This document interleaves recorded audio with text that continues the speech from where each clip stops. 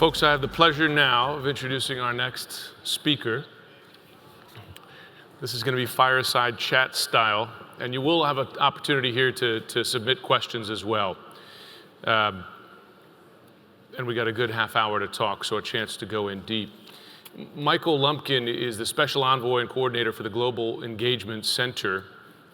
And if you know something about this, you know how central this is to the current mission, particularly against terror organizations like ISIS.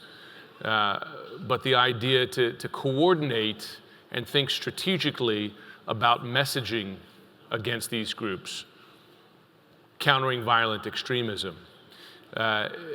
It strikes me that the person that they tasked with this job is someone with a background like Michael's, long experience in special operations community.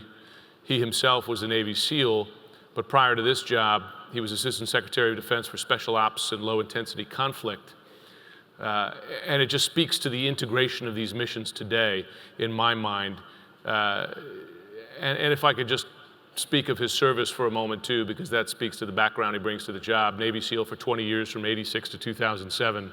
And as he was explaining to me backstage, think of the missions that were in that 2-decade period, from counter-narcotics in Latin America in the first Gulf War, and of course multiple deployments since 9/11 in Iraq and Afghanistan. So I have the pleasure now of introducing Michael Lumpkin, Special Envoy for Global Engagement Center.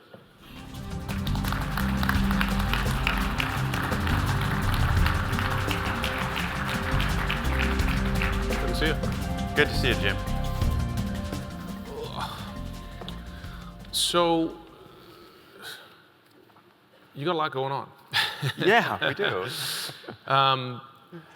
There is so much talk in my experience, just on the Hill now, you hear this in the region, you hear this over here, about the non-kinetic aspect of this war, right? You know, not the soldiers on the ground or the bombs dropping from the sky, but fighting the ideology. But that concept's not new, certainly, and we have tried in the past, and other countries, I spent a lot of time in the UK, have tried various strategies. Haven't had a lot of success. I wonder if you could just get right to what's different now about this strategy. Yeah, no, fair question. I mean, if we go back to 2010, it's when the predecessor of the Global Engagement Center was stood up. It was the CSCC. And it was designed to combat the messaging of Al-Qaeda, principally. So Al-Qaeda had a completely different model than what we see as far as messaging and recruiting. Back in 2005, al-Zawahiri said that the information space is as important as the physical battle space. And I think while we may have recognized it, we created an entity that was focused on a very linear methodology of fighting the enemy in their messaging space. Al-Qaeda did, faxed manifestos, grainy videos that sometimes it would take months and months to get out. And then what we've seen is Daesh, ISIL, ISIS, for example, has leveraged social media, modern media techniques, full spectrum, in order to get their message out and to recruit. And so basically they've crowdsourced terrorism and 24/7 globally. Yeah. So what we have done is we've changed our strategy to create an agile and innovative organization to combat and to focus on countering their messages and revealing the true nature. Essentially, our focus is looking at how we're going to break the brand of ISIL. Because I look at it as a brand. Yeah. And while you can search the internet and there's probably 1,000 books and articles on how to build a brand, there's very few on how to break them. So what we're doing is we're creating an agile, innovative organization focused on breaking the brand of ISIL. So tell us, how do you break that brand? I mean, it just strikes me as a guy in television that they're so damn good at telling their story, right? And not just from for their particular audience. They know how to get at that angry young man, appeal to his sense of grandiosity and, poetry and so on. Plus, their production values are really damn good, and they put it out quickly. So how do you, and we know the reputation of government, slow-moving, clunky, not the most innovative. Tell us how you're doing it. Yeah, no, very fair. I mean, I will tell you, it is challenging. I mean, if you look at the number of folks in Dash, the estimates currently is about 20 to 25,000. So we've got 20 to 25,000 folks. We know how many people that we've killed on the battlefield in the past year. We know how many have defected, which kind of tells me how many were recruited in the past year. So you're still looking at a number somewhere in the ballpark of about 20,000 folks that they're recruiting. So what we have to do is to focus on how we're going to hit those vulnerable people that are susceptible to their message and to create alternatives for them. So essentially, if I look at it this way, is that we have to create a messaging strategy that of 7 billion people on the planet hits 20,000 from over the past 12 months that were vulnerable to join an organization like Daesh, or it could be Boko Haram or any Al-Shabaab or any of the different organizations that are out there. And that's where the challenge really is to have a global message that resonates to a very discrete group of folks. And this is why in our methodology we have realized that the US may have a great message. We're not always the most credible deliverer of that message. Yeah. So what we're doing is that we are focused on coordinating, synchronizing, and integrating the whole of government, US government, messaging efforts through third parties and partners on messages that resonate and have the reach to hit those vulnerable populations. So who are those third parties? Because I always think that if you want to grab the attention of a 19-year-old, you need another 19-year-old, right, who speaks their language. Yeah, frequently, yes, absolutely. It has to be somebody that they can look up to and they connect with. I mean, wasn't it Tip O'Neill said that all politics is local? All messaging is local as well. Because whether it's somebody has grievances or they have challenges they're trying to overcome, it's based on where they're located, their physical place, generally. So we have partnered with some nation states that have great capability where we have partnerships. We have partnerships with non-governmental organizations. We have a multitude, and we're continuing to build those globally. There's a lot of talk about, and there has been for ages, you need Muslim partners, right? I mean, you need, like you say, the U.S. is not the most appealing messenger on this for the target audience. And there's been a lot of talk recently, for instance, about Mohammed bin Salman, Deputy Crown Prince of Saudi Arabia, being one of these new thinkers who's actually really doing his part. I mean, do you have the sense that you're getting more help from the region than you did in the past on this CVE message? Yeah, I think we are. And in my 120 days, I guess it was March 14th is when the president signed the executive order that created the Global Engagement Center. And I would say just in that short amount of time, we've seen an uptick in the support in our growing partnership. We have a lot of work to do because Dash is a global entity. It truly is global. We're seeing their footprint and presence everywhere. So it's not just what we see in the Middle East and Northern Africa, but we also have challenges in the Pacific. You have, some reports in South and Central America. So, I mean, you're seeing the growth just as the global expansion. So are there those voices today inside the Muslim community in the region? And I'm talking about, partly in the mosque, I imagine that's important, but online. I mean, do you have credible voices there that are countering the ISIS message and they have a following and that kids are responding to?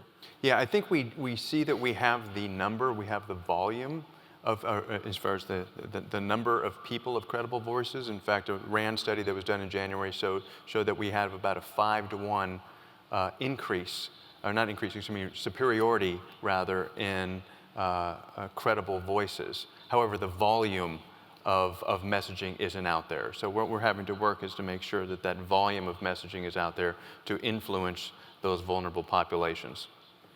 So here we are at the GEOINT conference, has its own capabilities. Tell us how that works in. I mean, Keith has spoken about mapping human geography and how that helps you. Tell us how that factors into your strategy. Yeah, I mean, first of all, I think it's important to note that we at the GEC, while maybe housed at the State Department, are an interagency body. I have robust representation from within the IC, DoD, the State Department, DHS, across all of the government. So all of the ints are brought to bear. And I see one of my principal responsibilities in breaking the brand of Dash is to reveal their true nature. And in their true nature of what they say and what they do are fundamentally different. And the analogy I go with is that, candidly, I used to eat at Chipotle all the time. Okay? I don't eat at Chipotle so much anymore after the E. coli, scare that they have. So that damaged their brand. We need to find those credible things to damage the Dash brand. And you see that through populations, you see that through people, whether it's they're saying that they're gaining territory, and I can show through intelligence, GEOINT, and that indeed they're losing territory. We know that they've lost about 45% of their territory in Iraq and about 20% in Syria. Their claims are not there, and we can continue to hit home to folks that they are seeing a reduction in foreign terrorist fighter flows, seen a significant reduction over the past several months. They're losing territory. We're seeing how that they're destroyed over $1 billion of their cash and unable to pay their people. And we're actually seeing people that were Dash members increasing their defections. So less fighters, more defections, losing ground, losing resources. And I think that's, nobody wants to side with nobody's going to bet on a losing horse. Have those defectors helped you? Because I would imagine a very powerful tool for you would be testimonials, not just of the loss, but of just the quality of life inside there. Because you do hear some of these stories where they advertise themselves. You got you have your brides. When you get there, the food's good. I mean, the thrill of battle. Yeah. Of course, it's the reality is different. Have you had success getting that out there? Yeah, we did a kind of a thematic campaign with defectors telling their stories, and was very, very successful. We anticipate doing another one across the entire 66-member coalition later this year. We've also realized that family members are very, very good storytellers with regard to the impact of the family. When a family member joins and the stigma, the shame, everything that comes to the family itself when somebody goes to fight, especially in the diaspora of Europe and elsewhere, and the impacts on them. So, I mean, these impacts on families and everything is real. We should talk about those testimonials, because that's a story that and I'm a big consumer of news. I haven't seen out there a lot. Of course, you're less concerned about me seeing it. You want the right folks to see it, but it's a story that I think needs to be told more and more, I imagine. Tell us about new technology and big data analysis, because in the Intel world, it's something I hear all the time. You got so much stuff. How do you find the needle in the haystack, as it were? In this, you have so many potential recruits, right? It's a lot of noise. How do you break through it, and how do you use technology to break through that? Yeah, about when I got to the GEC, or then it was the CSCC, our analytics shop was a contractor with a 3-year-old Mac with 2 gigabytes of memory. That's what our level of effort was. So what we have done, we've retooled the factory. In fact, we've reorganized the entire structure to make it look like a high-tech startup. With myself being a CEO, I've got a COO, Chief Operating Officer, I've got Chief Data Scientists. So we've really brought it up to the modern era. But we're focused on those tools that will make sense. And one thing we did come to the realization is there's no single algorithm that's going to figure it all out for us. So I'm taking a layered approach from audience sentiment, polling data. DARPA has been tremendous and invested a significant amount of their own money to develop something called the Quantitative Crisis Response Tool, which we're able to implement. And we layer that with commercial solutions like Crimson Hexagon, and using Squall and Tableau and some of these other technologies to create this layered view make sure that we have the reach and the resonance on our message.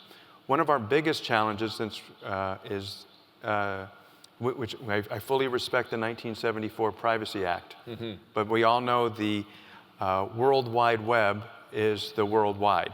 Yeah. And so in the social media space in particular, it's hard to see if your messages are originating from the US, they're American citizens, there's no passports. So there's always a fear of if we're going to collect or process information on American citizens. So we have to be very, very creative on how we manage our information and what can reside on our servers and what can't. So we're doing everything that's cloud-based in order to, and it forces us to aggregate, disaggregate information multiple times in order to make sure we protect US citizen interests. We have a lot of work to do still, and we're working with them. Just had a great meeting with Mike Rogers over at NSA on how we can leverage each other's analytic skills and capabilities. What I am finding one of our biggest challenges in this front is what I call absorption.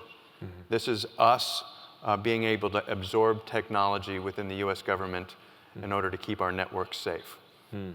Because of the speed at which technologies are being developed, we're not talking about memory space of Moore's law, but we're talking about the speed of adaptation and technology is that by the time it's approved and we're allowed to use it, it's 2 or 3 versions old. Right. So that's one of those things is as we work to build an innovative and agile organization to get ahead of the enemy in their messaging, it remains a challenge. Are you able to hire the right people to do that job? Because I imagine what you want the kids who are going out to Silicon Valley, I imagine, right? Who have that kind of sense and experience and innovation. No, absolutely. And one of the things we did is that when I first came on board is I had a commitment from the White House is to draft an executive order to give us some hiring authorities that are unique. So I think it was probably the fastest, or if not close to fastest executive order ever done. So it was started on the 18th of January. It was signed by the president on 14 March, which gave me something called the 3161 hiring authority. And what it does, it says I can hire somebody on an interim basis, I can up to 5 years directly from the private sector. No competition, nothing, just based on their talent and skills. So what I have found is that the private sector has been very receptive and really, really wants to help us. And so I've got folks who are, making 7-figure salaries who are really to come on and work for that great government pay and a pat on the back to come on and help us. So I hired my chief operating officer from the private sector directly. So we are bringing the talent from both Silicon Valley on the tech side and from Madison Avenue, who can actually focus on the content and putting together messages that actually resonate with those vulnerable populations. It's good to hear. Question from the audience. So how would you grade the effort to use third parties to help you message? I would say we've been very successful in the past 90 days.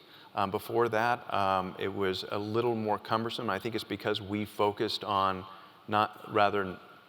we didn't focus on the non-governmental place as much as we are now. And it's messaging with partnerships with nation states, they have their own interests. And we have to be careful that even members of the coalition may be focused on the common threat of Daesh, but they also have other pieces in partnerships and at that realm. And they're also frequently not the most credible in their regions. Yeah. So again, this is why I think you take it down to the family, the village, the community. That's the best level going back to the all messaging is local. Yeah, that's interesting. You want those partners in the region, but those partners are weakened, right, by in their own communities. That their own communities don't trust them necessarily. So that very well can be. Yeah. And I think another important piece. I can remember as a SOF operator in 2001. We were just coming to the realization of what we call the ops messaging cycle. This is where operations on the ops intel cycle, where you have this operations that are happening, and they drive intelligence. You get intelligence. Okay, with that intelligence from the operation gives you the opportunity to do more operations. So you have this cycle of ops intel. Now we recognize that there's a messaging component to this as well. Ops can drive intelligence which helps messaging, which drives more operations. So you have the ability to build that in. So messaging is a weapon. It is a weapon system if you do it properly, as much as anything else on the battlefield. What do you mean specifically there? Do you mean advertising your successes? Is that the messaging? I think that's, in some cases, that makes sense. Advertising your successes, but also making sure that in key locations you can do messaging efforts to prevent people from joining focused on that area during a specific time, or to, and this is where you blend the information operations that the Department of Defense does with what we're doing as the overall messaging thematic campaigns. So I think they dovetail very nicely. This is a question from the audience. It's a little bit off the central topic, but certainly tied to your experience. As a member of the Special Ops community, do you feel that too much is being asked of that community with the current high tempo of operations in the Middle East? I think that the community is being asked a lot. Do I think it's too much? No, because the deployment numbers are still lower than they were during the height of Iraq and Afghanistan. So they have the capability and the capacity. But I also recognize that the force will become frayed over time. Right. And that's just the nature of what SOF has been kind of the go-to force in this current fight. Yeah, no question. Enormous burden on a tiny portion, well, of the population writ large, but of the military community. Yeah, and I'll tell you, but from a taxpayer's perspective, it's a tremendous return on investment. You've got under 70,000 people in the special operations community. It's about 1.8% of the defense budget. It's a very small slice of capability, overall national power, if you look at the entire national power that's put against this fight. But is that sustainable, I suppose, is part of the question? Well, one could argue we've been doing it for 15 years. Yeah. And we've seen in that time that the SOF community has grown from about 33,000 in 2001 to the 70,000 it is today. Its budget went from about 3.4 billion, and it's going at about 10.6 right now in the current the PB for FY17. Yeah, I just learned the other day that the Marines have a special ops They do. team now, the Raiders, which is one that had just not. I mean, I feel like I look at this every day, but I hadn't realized that. Let's see.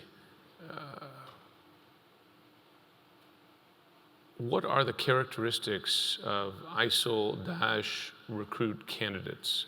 It's a good question because I often ask this question of the Jay Johnsons of the world, and I suppose the point they make is that there's no one identity or profile. What's your experience? Yeah, I've read a lot on this because for me it's about the audience I'm trying to target with messaging, right? Yeah. So first thing, whether it's CNN, you know your audience. Yep, exactly. So best study I have seen was done by a Lebanese company called Quantum. And you can find it on the internet, and it breaks it down to those that join Daesh into 9 different bins. And it puts them in categories. Some are, it's based on, ideology. You'd be surprised how small that number really is of the people that join. You've also got people who are thrill seekers. Some are death seekers. Some are looking for revenge. Some are looking for a sense of family and belonging. Because it's interesting, if you go in and look at Daesh messaging, it's actually quite warm. And it's about a sense of family. Yeah. And for those who are feeling disenfranchised and frankly who are weak, that's who they prey on, is the weak. Yeah. And it's a message that resonates with those people, and they're inclined to go where they can feel that sense of family. That's fascinating. Yeah. It is. A guy like Peter Bergen, he's written this book, United States Jihad, and he talks a lot about that and how the profiles. What's interesting with many is that there's still a decision. Some go, some don't. There's nothing that's 100% predictive, right? Someone can have an event in their life and choose to go, and someone else may not. It makes it difficult in terms of counterterror, because who do you pick up, right? That's absolutely the case. And so again, is we have to develop messaging and thematic campaigns that hit each one of those different groups in their respective language in a context that that resonates with them. We can't go out and promise, unicorn and puppies, Right. because that's just not life. It's just not the way it's going to be. Or virgins, right? Yeah, there you go. There's that too. This gets to something that you talked about a little bit with Silicon Valley, but are you using, this again from the audience, are you using PR professionals to craft PSAs like World War II to counter the ISIS brand? I mean, you said you have people from Madison Avenue. Yeah, and here's just from there's very clear swim lanes I have to stay in. I am not allowed to influence U.S. citizens because I'm housed at the State Department. So what I don't do PSAs that are done domestically. I see. Now, I will tell you that recently with Jay Johnson, he stood up with George Salim in the lead, the Counter-Violent Extremism Task Force over there. And that is one of the avenues that they're looking to do, as to whether it's via the ad council or something, is to get in areas that are susceptible with vulnerable populations to have messaging to provide alternatives to violent radicalization. This again from the audience, a follow to this answer, but also to previous questions. What are you doing to get our partners in the Middle East to take some responsibility for breaking ISIS's brand? It's how do you push them to do what you need them to do, right? Well, what we're seeing right now is that there's an openness within the Middle East in particular, is to opening messaging centers very similar to what we're doing. We already see one that's at the Sawab Center in the UAE has been opened up. I know that there's discussions with other nations there to do something similar. With 66 members of the coalition, messaging centers only go so far. I mean, because again, it's a global phenomenon, is that action is what, and so what we're seeing is that the way you really stem this is to remove those grievances or those things that make vulnerable populations become violent. I always tell people is that, a lot of folks focus on radicalization, and actually I'm okay with radicalization. One could argue that Gandhi was a radical. One could argue Mandela was a radical. One could argue that, Martin Luther King was a radical. What we don't want them to do is become violent. Because the one things where in these areas that do need reform, they need catalysts and people to change them. And so that's where we want to do, is to channel people into constructive ways to bring their respective nation, village, anything into a sense of modernity that they're looking for. And this is where it gets really darn hard. If it was easy, it would be done already. It's just really hard. It must be, because you're fighting a reality on the ground there. I mean, we talk about political frustration here where people feel disconnected, but in these countries over there, there just isn't the civil society. I mean, there aren't the institutions to give them that kind of outlet. So, I mean, message can only go so far. Right? That's correct. Right, yeah. And again, what we have to make sure that our message is not one thing, and what they walk outside every day and see is fundamentally different, then it hurts our credibility and the credibility of our partners who are out there messaging as well. Right. We're coming down to our last few minutes, but I could squeeze a few more in again from the audience. This great question gets to metrics. Are there any statistics relating to your ability to successfully flip or turn vulnerable persons with an alternate message? Can you measure success? Yeah, I look at it in two different fronts, because I'm kind of an analytics geek, is that I have measures of performance, and then I have measures of effectiveness. My measure of performance is I look at the thematic campaigns, and I can look at the number of the reach. How many times was it retweeted? How many times did it go out? How many people do I believe it contacted? And then I'll look at Dash and see what their response is, and to our messaging, so I can see what the effect, did it change them? Those are my measures of performance. When I look at my measure of effectiveness, and I have many who say that I've got this wrong, and I'm okay with that, is that starve them of recruits. Because DOD will kinetically deal with the issue on the battlefield. They're buying us time. I mean, as a guy who lived, at the pointy end of the spear for decades, I appreciate kinetic operations. But that's all they're doing, is buying us time. Unless we can starve the recruits from organizations like this, we will be dealing with Dash or Dash 2.0 30 years from now. Yeah. Because we have to remember that Dash is a rebrand of AQI. And when DoD sufficiently, then the coalition, take away their territory, they will become an insurgency, and then they will rebrand themselves to something new and different, which could be more volatile and more dangerous. Yep. Stick with us. It's interesting you talk about you can measure effectiveness by how angry Daesh gets to some of your messaging. I kind of use Twitter that sense. I know I'm doing my job if I get it from both the left and the right. When I see the the little blurbs out there that says Lumpkin's mother wears combat boots, it's like, okay. And I'm sure it goes worse than that. I was okay with that. I won't ask you to quote it now. Let's see, since we have a little less, I might just close then, since we have just a little more than a minute here on that question. What is your biggest challenge fighting this battle? A different kind of battle than you fought before, right?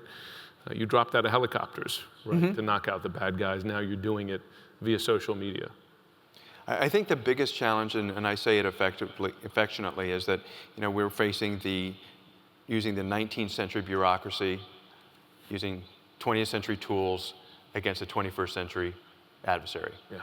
So for me, is to creating a agile and innovative organization that allows us to fight in time, which means be ahead of the enemy when they get there in the messaging front. While I appreciate bureaucracy, it has its role, we also have to have the ability to build in agility and innovation into it, that it's willing and able to change on a dime. Because the only change in this, constant in this world is change. Yeah. And we have to embrace it as a government. Yeah. So that's my biggest challenge. It's a big one. Michael Lumpkin, thanks very much. Fascinating. Thanks, Jim. Really appreciate it.